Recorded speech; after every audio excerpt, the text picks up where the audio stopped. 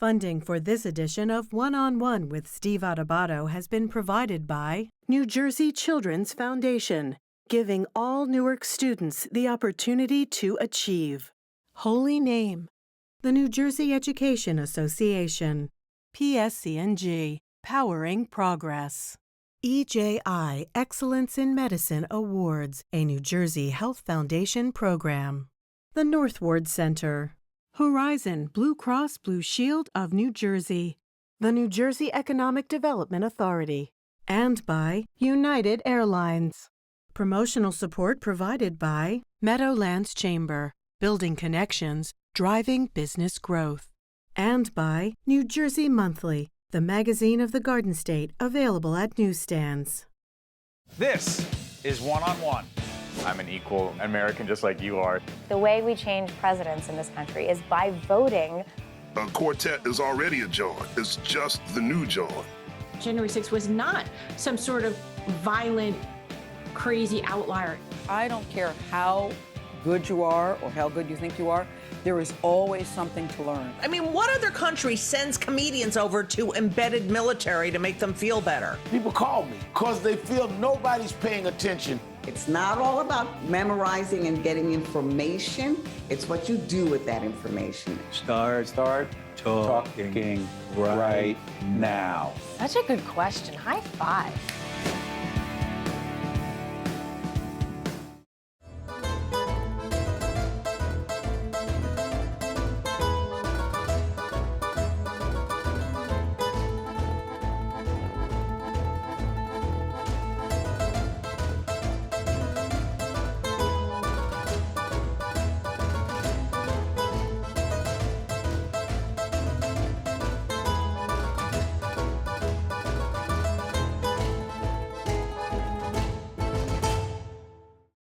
Hi, everyone. Steve Adubato. Welcome to a very compelling, important Italian-American edition of One-on-One. By the way, you don't have to be Italian-American to appreciate the conversation we're about to have with two rising stars in the world of media. We got John Viola and Patrick A, who are the co-hosts and executive producers of a podcast. It's called the Italian-American Podcast, and it is hot. It is on fire. Gentlemen, good to see you. It's a tremendous honor to be on this show. Yeah, thank you very much for having me. Patrick, I've seen you be sarcastic before. Are you starting out with sarcasm or sincerity? I can't tell. Sincerity. I feel like Dolly Parton when she went on Carson. Did you ever hear when Dolly Parton said she knew she made it when she got on Carson?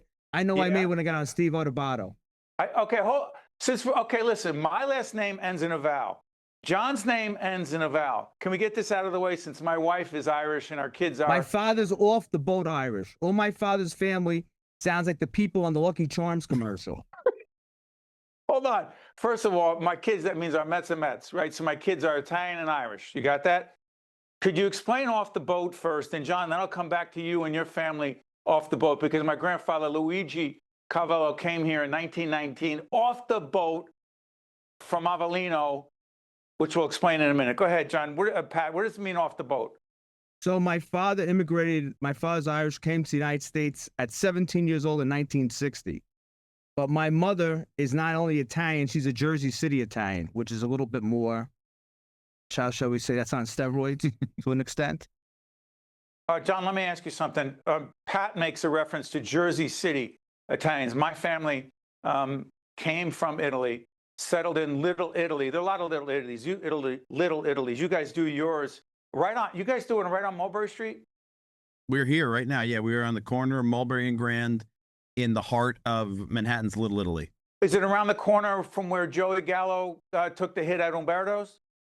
We're not far from Umberto's, that's for sure. There's a lot of interesting landmarks and history around this place. Just checking. But I also want to make it clear that people do not realize, and if you check out John and Patrick, you'll find out there are Little Italies all across this country. My family settled in the Little Italy section of Newark, New Jersey by St. Lucy's Church. We just had the St. Gerard Feast, which is part of St. Lucy's. St. Gerard, we'll talk about another time, the patron saint of motherhood, if you will. Little Italy's all across this country, John, right? People don't realize that. Sure, yeah. People think often of the New York, Boston, San Francisco, but in our work here, we have traveled through Omaha, Nebraska, and Tontitown, Arkansas, and Utah and Wisconsin, all over the country, everywhere that people went, so did the Italians, and we always built interesting communities. Patrick, talk to us about the idea for the podcast in the first place. Whose idea was it, and how did it take off? I fought it tooth and nail. It was John's idea.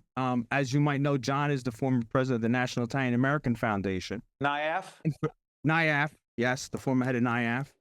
And he would commute from New York to D.C. He'd come up for the weekends and go back to work. So on Sunday nights, when he was going down to D.C. for the 4-hour drive, he would call me and we'd have these 4-hour conversations. And he'd say, we should have a podcast. And I didn't even know what a podcast was. And then when he actually went and, I don't know the correct word, obtained the Italian American podcast from Anthony and Dolores, I fought it tooth and nail. Every aspect of this, I fought tooth and nail, and that's been the best. But what I've been the most against, that's always the indication of success. So I fought the studio, I fought the video, and they were all successful. So the entire genius behind this is John, 100%. Every part of this studio, every square inch, he designed and created. So to you, Juwan, I have to say this is 100% your baby. Thank you. I love that. Hey, John, talk to us a little bit about what you saw as the possibilities. Why and what? Well, I had been in D.C. and I'd met the founders of the podcast, Loris and Anthony, and they were really overtaken by progress in their real professions. And this hobby, I felt, could become professionalized with the right crowd.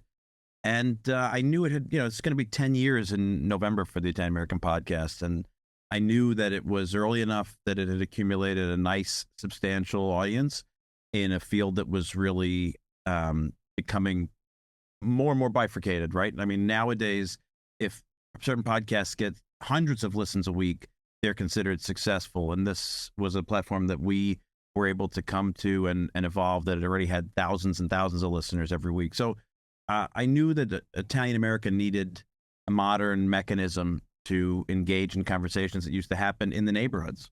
Let me ask you this. So this book, this is the version of The Prince, Niccolo Machiavelli. My dad, God rest his soul, would talk about Machiavelli all the time, teach us as kids who Machiavelli was, why Machiavelli was so important. My grandparents, and they'll show a picture of my grandparents. My grandfather, Luigi Cavallo, came here, as I said.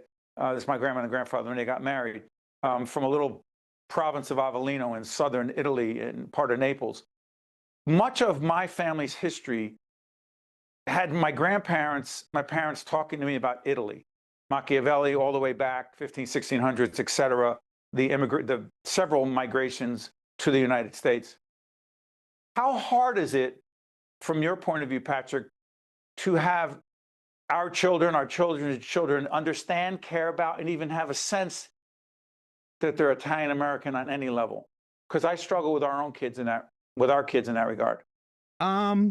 With the Italian American, I don't know if we'll have time to go into it, but John and I have a program where we get about 100 Italian American, we call it Italian American Future Leaders. We get kids who are Italian American between 21 to 35. We have a weekend for them in Florida every year to build leadership, to take over all the Italian American institutions that we have. The next generation of leadership. I don't think, I've learned a lot. I think that it's going to be different. I don't think it's going to be gone. I think it's going to be different. Some kids are interested and some kids are not, but the genetics are not the determination. So we have kids, Tontitown, Arkansas, some of these people are 1/8, 1/16 Italian at this time, and they have such a feeling to be Italian. And, we have Italian American kids, in New Jersey. We're from the same neck of the woods. Both their parents were born and raised in Italy, and they have little interest, right? So DNA doesn't necessarily determine what the interest is going to be, which is a good thing, because I think, especially if you take the demographics in New Jersey, I see it, 50, 60 years from now, we're going to be like Argentina, where everyone has a little bit of Italian, right? I think that kids are interested in Italy.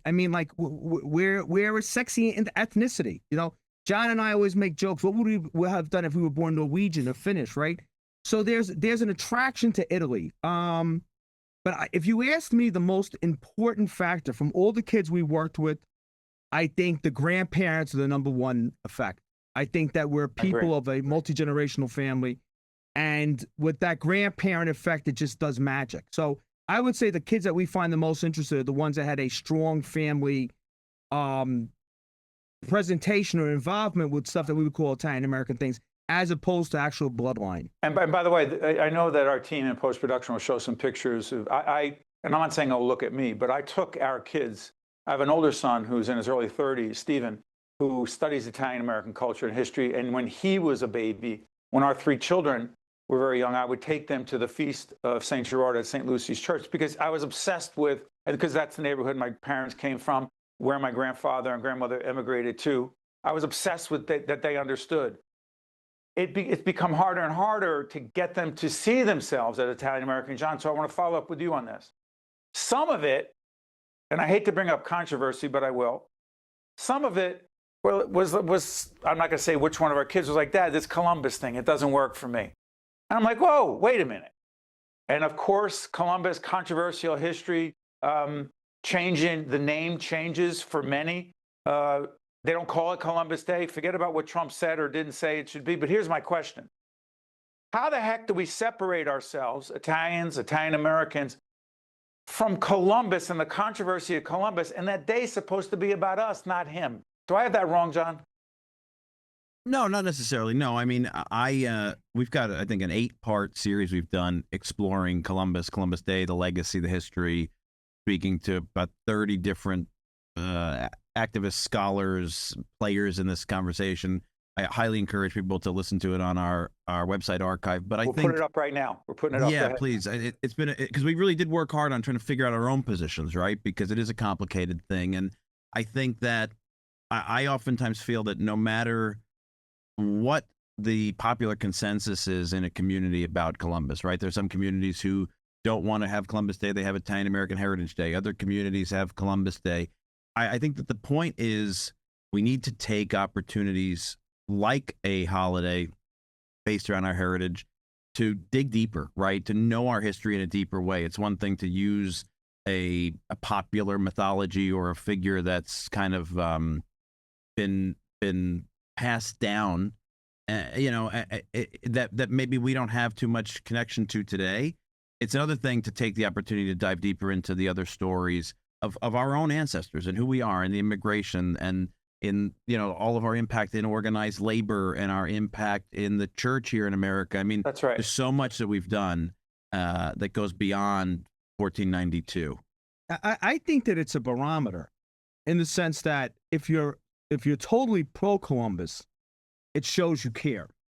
But if you're anti-Columbus and you say we should replace it with Italian American Heritage Day or Cabrini Day or whatever you choose, it shows you care. Mother Cabrini. Right. Apathy is the enemy. So when people don't care or dismiss it, that's the barometer that there's something not there. That I feel is much more troubling. I think that there's a lot of people who are anti-Columbus who are, okay, let's replace it with Mother Cabrini Day. I think that shows a healthy interest and pride in being Italian American. So I think I see it more as a barometer. It's when people don't care that I'm more concerned. But I will say this, and John, I know you want to jump back in. For some of us in the neighborhood, I grew up in an all-Italian American neighborhood in Newark, New Jersey, and you guys know where that is. It's not that neighborhood anymore, but we still stay tight and together, and we celebrate. All of us get together. It's been over 30 years. We celebrate that day. Some of our guys are like, hey, why are we calling it Indigenous People Day? It has nothing to do with disrespecting Indigenous peoples. But what about us? Help me on that, John. No, I think that there's two conversations, right? One conversation is, how does Italian America, if there is a collective Italian American consciousness, how do we want to define ourselves and the celebration of ourselves, right? And that's a question that should be ours.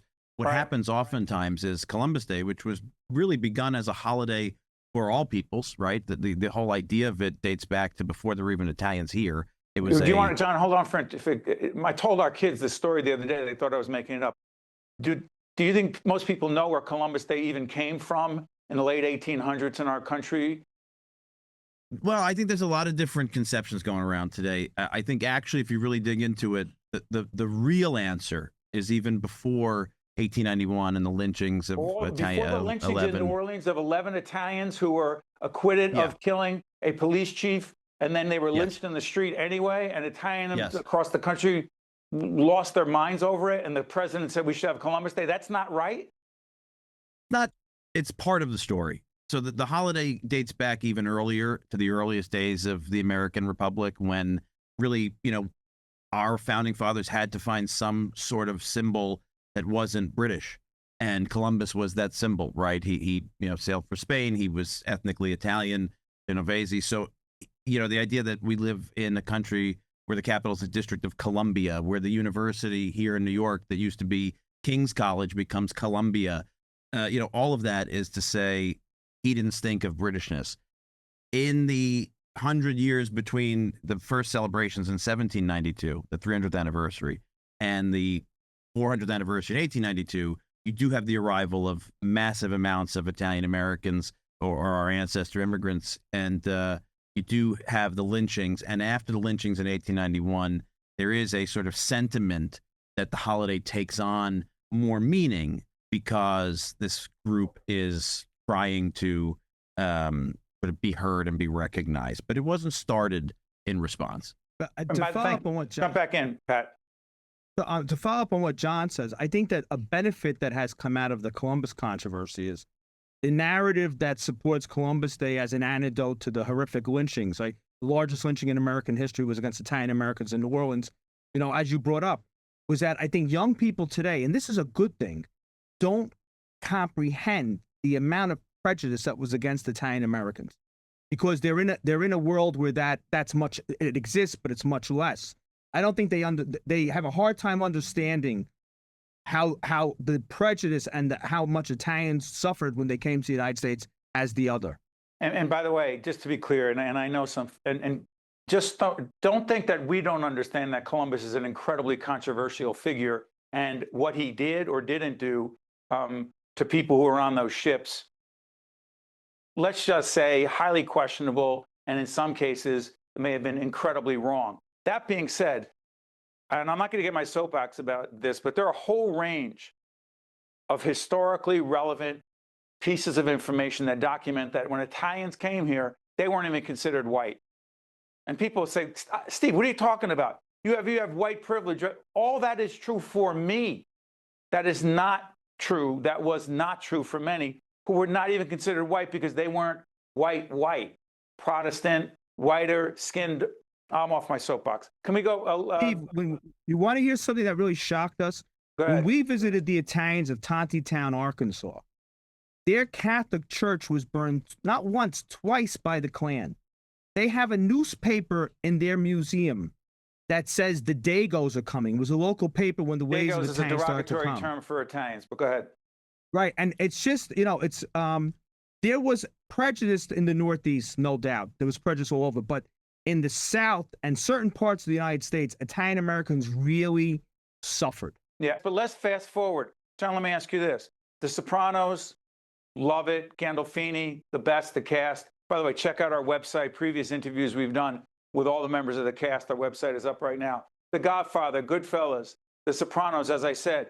John, from your perspective, those mob movies, that mob series based in New Jersey, The Sopranos, how much does it hurt our legacy and culture? And B, how much is that a part of the podcast, John? That's a great question. How much does it hurt us? I think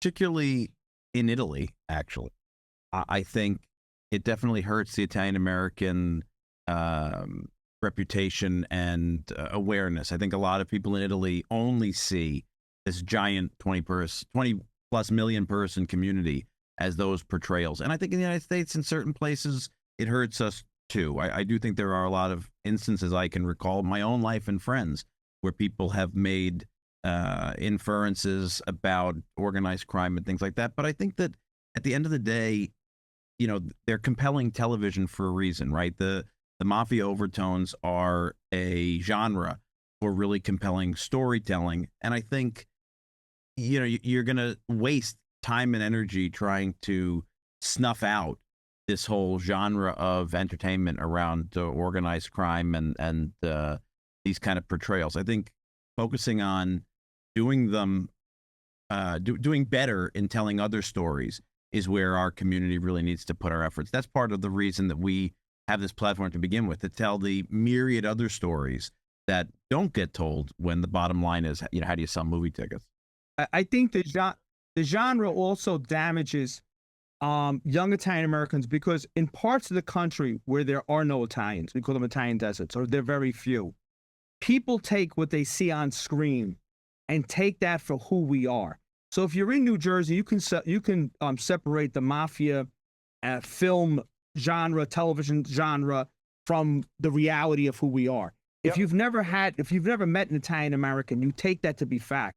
And we've had young people say to us, even people who live in areas that are heavily Italian, that when they go into the institutions of higher learning and in business and other places, and people make little jokes about Italians and connected with the mafia and stuff, they have a hard time. They have a hard time publicly being Italian American, because they feel almost like an intimidation, a self-embarrassment over it. And this is a real battle. If everyone asked me what our number one problem is, intermarriage or kids not interested in the ethnicity, I think our number one problem of passing it on is that kids who are best and our brightest are embarrassed at times, and we've seen this, to identify as Italian American, because they feel that identifying as Italian American, they identify as the characters that are portrayed in those kinds of shows that put us in a mafia light or a bimbo and moronish type of light. And they're not associating with Michelangelo and Raphael and Dante. They're being associated with. Keep throwing some names out. Lombardi, Vince Lombardi. No, I mean, like anybody. We hate to say it, but Italy's responsible for Western civilization. Right, 68% of UNESCO. I mean, John, you back that up? Sure. Yeah, well, 57%, or at least the last few years, 55 to 57% of the UNESCO World Heritage sites are in Italy. I mean, as they say, if you take the Italian contribution and, the Italian American contribution too, we oftentimes get tempted to go all the way back to Rome. But the bottom line is, even without that amazing contribution globally, if you look at what our community's done here in a short time under very, very difficult circumstances, we are a very successful ethnic group, not just financially, but culturally. I mean, and I say that comment not out of hoardiness. We shared. We're sharers. You come in, we feed you. Don't we share our food? Music, do we share our food? Yeah. Do we share our music? Everything. Absolutely. You got Sinatra, you got Bocelli, you got the greatest. Hey, the people. Can I say something about St. Lucy's? Because I know that's home for you. Go and ahead. Monsignor Granado. Father welcomed everyone. Granado, who passed, God rest his soul, he kept the feast alive. But go ahead. But everybody was welcome at St. Lucy's. There were Nigerians there and Haitians there, and there were Cubans, and they all got to share the Italian experience. That to me was the best example of who New Jersey Italian Americans are. If you come to the table, we'll feed you. And we shared and we celebrate everybody. Hey, Patrick, but I'm going to complicate it for you. I'm there on the first day of the St. Gerard feast, before it gets wild. I'm there with my mom. Mom, I know you're watching right now. Fran Adubato from the neighborhood, 90 years young. She said, take me to we had a mass for my father. It was the day he passed, October 16th. We're there, and this is true story. My mother goes, hey, look up at we're in St. Lucy's Church. She goes, look up at the window. So I said, Ma, I know the window you're talking about. Do you know that one of the stained glass windows at St. Lucy's Church, you know who donated it, and you know whose name is on it? Oh. Richie Boiardo. Don't know the name. Yeah, isn't that the parakeet man? No. Richie the Boot Boiardo, mobster in the Genovese crime family. The reason I'm saying it was because mob figures who came from the neighborhood, who in the neighborhood people thought they didn't really know what they did for a living, they donated to the church. It's complicated. Complicated. It's complicated. John, final words. Got 2 minutes left. By the way, we're supposed to do a 10-minute segment. You could see what happens when you host a show and you just run past the breaks. Final words. That's why you got to come on the podcast, Steve. That's right. Can I? Oh, we'd be honored. We'd be tremendously honored. Yes. I'd be more honored. John, 2 minutes left. Where's the podcast going? We're moving into video pretty heavily. We're on YouTube now, and that's starting to grow. We are getting back on the road to go across Italian America. And I think, really, honestly, we have stories that are ever evolving. There's always going to be enough stories to tell. Pat used to say, we're going to run out of people. We're going to run out of interviews. We could do this for 10,000 years, as he likes to say, and we'll still have amazing Italian American stories. So ever upward, and to younger generations, and everybody from, the kids to the nonne. So Patrick, do you say Avanti right now? Is it Avanti? I'd say Yamanans. That's Nabuidan. I prefer Nabuidan over Italian, but that's just a personal thing for me. What you just did, we go with 1 minute left. You made it clear that while there's Italian, and by the way, I got this app where it's reteaching me Italian because I was an exchange student there back in the day, and I knew Italian at the time. I spoke to my grandmother in Italian.